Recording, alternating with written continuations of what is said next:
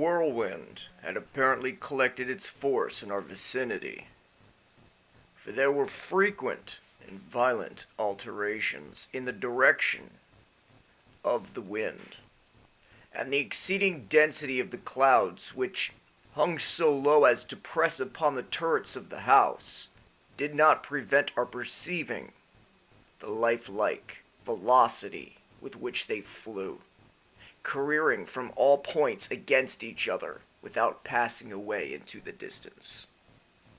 I say that even their exceeding density did not prevent our perceiving this, yet we had no glimpse of the moon or stars, nor was there any flashing forth of the lightning.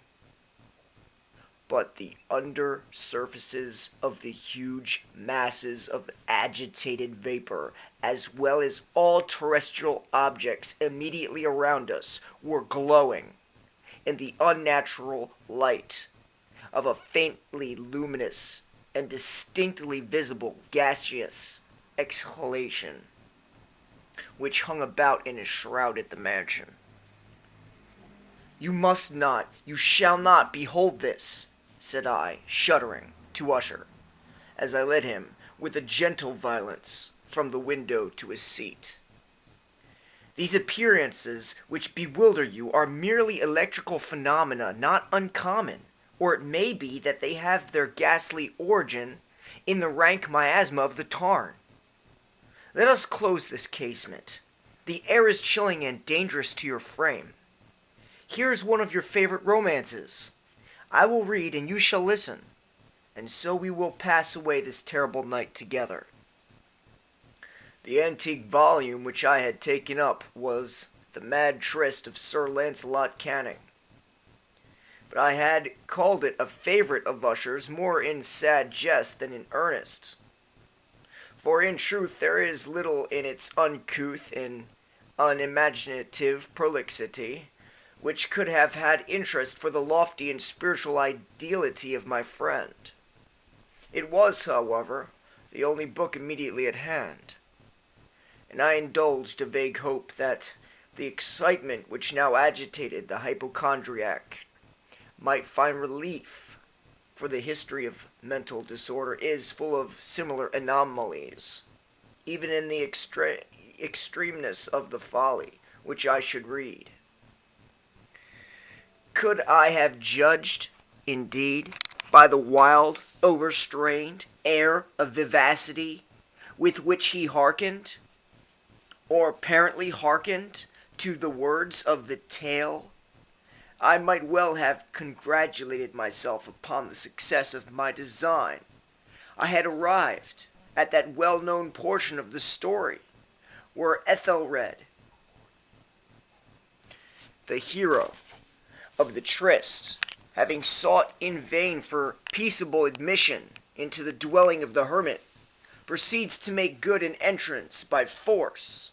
Hence it will be remembered the words of the narrative run thus: "And Ethelred, who was by nature of doughty heart, and was now mighty withal, on account of the powerfulness of the wine which he had drunken, waited no longer to hold parley with the hermit, who in sooth was of an obstinate and maliceful turn.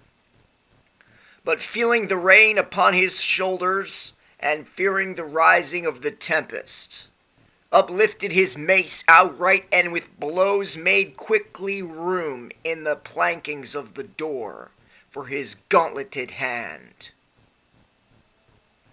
And now pulling therewith sturdily, he so cracked and ripped and tore all asunder that the noise of the dry and hollow-sounding wood alarmed and reverberated throughout the forest." At the termination of this sentence I started, and for a moment paused, for it appeared to me, although I at once concluded that my excited fancy had deceived me, it appeared to me that from some very remote portion of the mansion there came, indistinctly to my ears, what might have been, in its exact similarity of character, the echo, but a stifled and dull one certainly, of the very cracking and ripping sound which Sir Lancelot had so particularly described. It was, beyond doubt, the coincidence alone which had arrested my attention. For amid the rattling of the sashes of the casements, and the ordinary commingling noises of the still increasing storm, the sound in itself had nothing surely which should have interested or disturbed me. I continued the story. But the good champion Ethelred, now entering within the door, was sore enraged and amazed to perceive no signal of the maliceful hermit, but in the stead thereof a dragon, of a scaly and prodigious demeanor, and of a fiery tongue, which sate in guard before a palace of gold, with a floor of silver, and upon the wall there hung a shield of shining brass, with this legend enwritten: Who entereth herein, and conqueror hath been, who slayeth the dragon, the shield he shall win. And Ethelred uplifted his mace, and struck upon the head of the dragon, which fell before him, and gave up his pesty breath with a shriek so horrid and harsh, and withal so piercing, that Ethelred had fain to close his ears with his hands against the dreadful noise of it, the like whereof was never before heard. Here again I paused abruptly, and now with a feeling of wild amazement, for there could be no doubt whatever that in this instance I did actually hear, although from what direction it proceeded I found it impossible to say, a low and apparently distant but harsh, protracted and most unusual screaming or grating sound, the exact counterpart of what my fancy had already conjured up from the dragon's unnatural shriek as described by the romancer. Oppressed, as I certainly was, upon the occurrence of this second and most extraordinary coincidence, by 1,000 conflicting sensations in which wonder and extreme terror were predominant, I still retained sufficient presence of mind to avoid exciting by any observation the sensitive nervousness of my companion. I was by no means certain that he had noticed the sounds in question, although assuredly a strange alteration had, during the last few minutes, taken place in his demeanor. From a position fronting my own, he had gradually brought round his chair, so as to sit with his face to the door of the chamber, and thus I could but partially perceive his features, although I saw that his lips trembled, as if he were murmuring inaudibly. His head had dropped upon his breast, yet I knew that he was not asleep. From the wide and rigid opening of the eye as I caught a glance of it in profile, the motion of his body, too, was at variance with this idea, for he rocked from side to side with a gentle yet constant and uniform sway. Having rapidly taken notice of all this, I resumed the narrative of Sir Launcelot, which thus proceeded. And now the champion, having escaped from the terrible fury of the dragon, bethinking himself of the brazen shield, and of the breaking up of the enchantment which was upon it, removed the carcass from out of the way before him, and approached valorously over the silver pavement of the castle, to where the shield was upon the wall, which in sooth tarried not for his full coming, but fell down at his feet upon the silver floor, with a mighty, great, and terrible ringing sound. No sooner had these syllables passed my lips, than as if a shield of brass had indeed at that moment fallen heavily upon a floor of silver, I became aware of a distinct, hollow, metallic, and clangorous, yet apparently muffled reverberation. Completely unnerved, I leaped to my feet, but the measured rocking movement of Usher was undisturbed.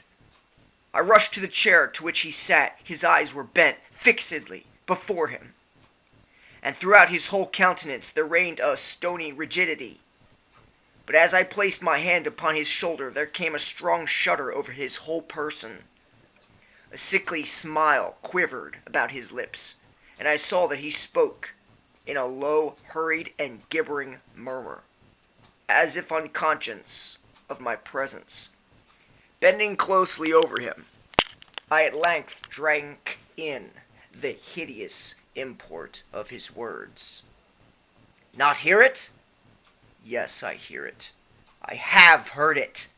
Long, many minutes, many hours, many days have I heard it. Yet I dared not. Oh, pity me, miserable wretch that I am. I dared not speak. We have put her living in the tomb. Said I not that my senses were acute? I now tell you that I have heard her first feeble movements in the hollow coffin. I heard them many days ago, yet I dared not speak. And now tonight Ethelred, yet I dared not speak. The breaking of the hermit's door, and the death cry of the dragon, and the clangor of the shield, say rather, the rending of her coffin, and the grating of the iron hinges of her prison, and her struggles within the coppered archway of the vault. Oh, whither shall I fly? Will she not be here anon? Is she not hurrying to upbraid me for my haste? Have I not heard her footsteps on the stair? Do I not distinguish that heavy and horrible beating of her heart? Madman! Here he sprang furiously to his feet and shrieked out his syllables, as if in the effort he were giving up his soul. Madman!